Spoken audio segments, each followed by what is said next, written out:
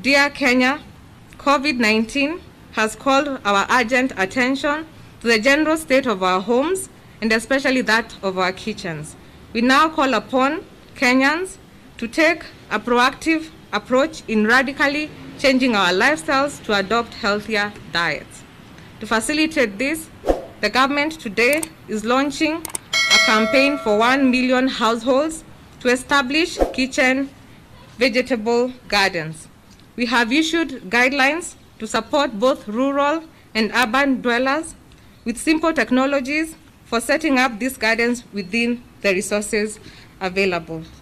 With the support of the county governments, we will be distributing the kitchen garden starter kits to assist the most vulnerable households who are willing to adopt this through our programs called KSAP and NARIC. KSAP stands for Kenya Climate Smart Agricultural Program, and NARIC stands for National Inclusive Growth Project across the 47 counties. So for Mombasa and Nairobi, which is not included in these counties, we are partnering with the Ministry of Interior and to distribute through the Nyumba Kumi platform, and also the Ministry of Devolution through the Social Safety Net platform.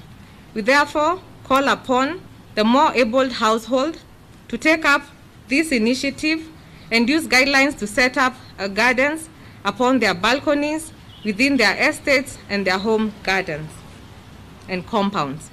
The private sector has already made a contribution of more than 250,000 starter kits, and we want to welcome more partners to come on board as we roll out this national campaign on adoption of healthy diets. 2, reduction of food loss and wastage.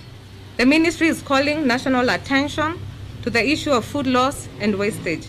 Earlier this month, we released guidelines and protocols to facilitate the supply chain actors in maintaining a steady flow of food to markets all across the country. We have, however, continued to receive numerous complaints from farmers and vendors who have not been able to easily access markets or their farms, and we are working with the relevant stakeholders to find a solution to this. We thank the public for always constantly reaching out to raise a red flag when they are stuck through our hotline. Our hotline is good to note our hotline so that if anyone is stuck at this particular time, they can be able to call us and we are able to sort out the issue that they may be having. So our hotline is 0800-724-891.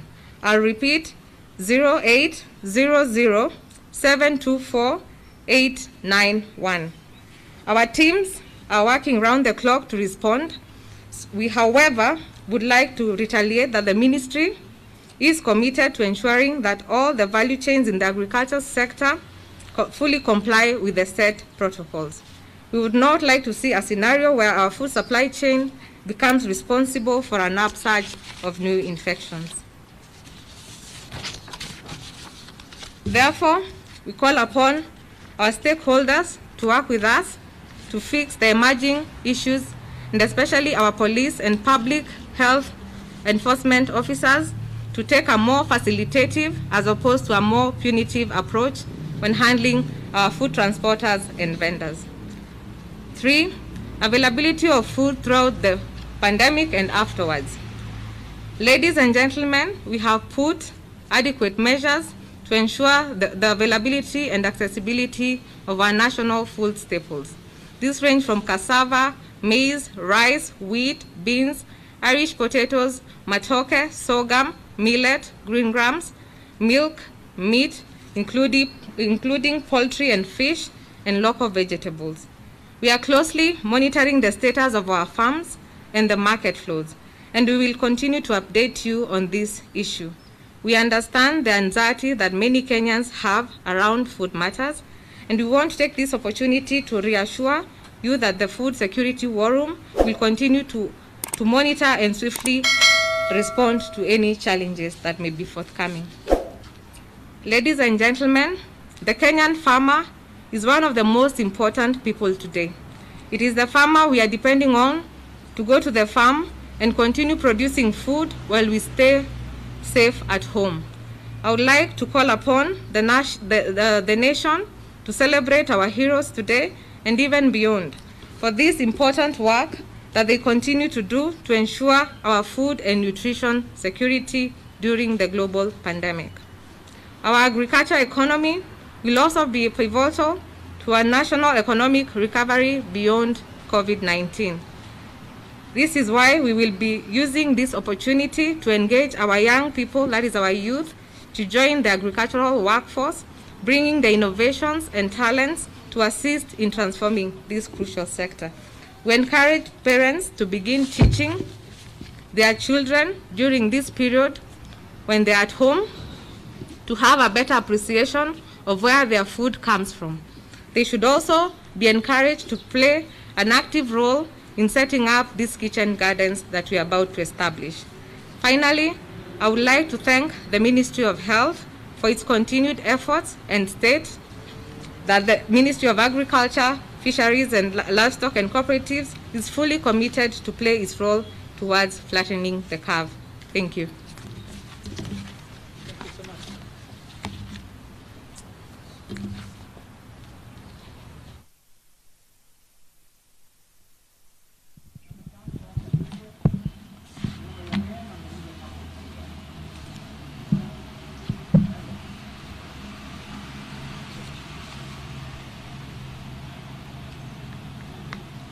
I can't hear the question. Bonapiers, maybe the 30 days, the CS, the 30 days curfew maybe will be coming to an end by tomorrow. Maybe as a government, are you maybe planning to extend the curfew order? Yeah.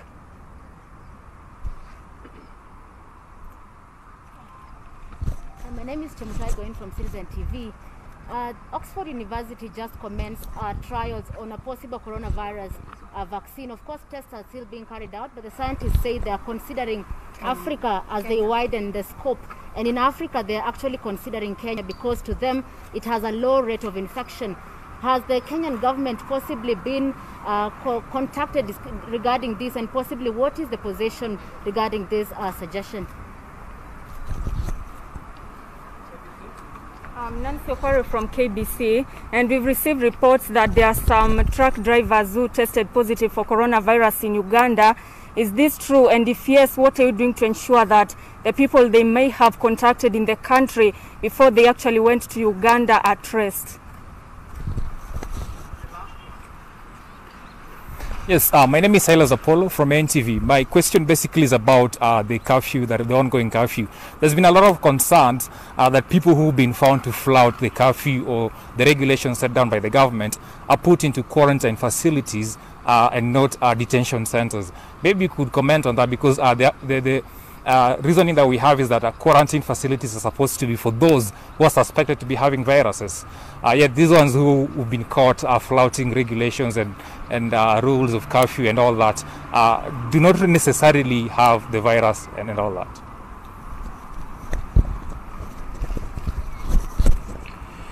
Thank you very much. I can see that all the questions have been directed to the Ministry of Health. Let me respond to the first question, which relates to the expiry of the original 1-month curfew period. As I said in my statement, we are on the penultimate date. This is just a day or so before the expiry of this time. And this is a matter, of course, that I'm sure is being discussed at various levels. That period has not come as of today, but I'm sure that by the time it comes or just before that, there will be some form of communication on the position of government regarding the curfew. The second question was from Chemtai of Citizen, and you inquired about the Oxford University vaccine trial. I have equally read this in some of the media spots. As a government, we are not aware at all about the interest of this team to come and work with the government of Kenya in testing this vaccine. We are not aware. There are proper laid down procedures for engagement of this nature. Equally, there are proper laid down procedures, rigorous procedures of review, ethical review, and approvals of any clinical trials whatsoever. And we have a very robust structure here under the Pharmacy and Poisons Board that is responsible for regulating and reviewing clinical trials. So at this point, we do not have any information on this. And if this request does come to us, it will be subjected to the appropriate scrutiny before government responds to it. KBC asked a question on truck drivers from Kenya that are entering Uganda. And the government of Uganda has reported that they have tested, I believe it is 5 now, of these truck drivers as being positive. I was out in the border points early this week with a team of government officials from several ministries to look at the border points and assess them. What is happening right now is that on the Ugandan side, truckers entering from Kenya into Uganda are being screened and tested for COVID on the Uganda side, which has also created some logistical problems, as you are aware. And these results, I think, are coming from that screening. But in the spirit of the East African community and cooperation, and this being a pandemic that does not know any border, we are collaborating and sharing information. So that kind of information is available to us. As it is made available to us, we then can be able to begin the contact tracing as well. At the same time, as we are ramping up our testing, we've been talking about targeted, expanded testing. We will also be probably doing the same thing in terms of testing truckers that may be coming into the country, and we are again going to discuss with our neighbors in how best we can do this without really interrupting the flow of traffic and goods. But the final question was regarding the issue of quarantining those found breaking the curfew law, if I'm not mistaken. I think that is what you asked, yes. And I know that it also came up yesterday, and how, as a government, we are dealing with it. As it stands now, it is a directive that anybody who flouts the curfew will be put in quarantine, mandatory quarantine for 14 days. It is necessary that these regulations are followed and adhered to, because it is the only way that we will be able to break this cycle of transmission. And of course, it has to be enforced. The question, I think, is more about mixing people who may not necessarily be positive with those that might be positive in quarantine facilities. Remember, in quarantine facilities, we put people in there if, one, they have a travel history, or if they have been in contact with any of the confirmed cases. So even those who are in quarantine, quite a number of them may not actually be positive, but they are put there so that we give time to be able to determine and sift out those who are positive from those who are not positive. But that issue, I think, when the time comes, there will be a position on it. But for now, the position is that if you break the curfew, you will be in a 14-day mandatory quarantine. Thank you.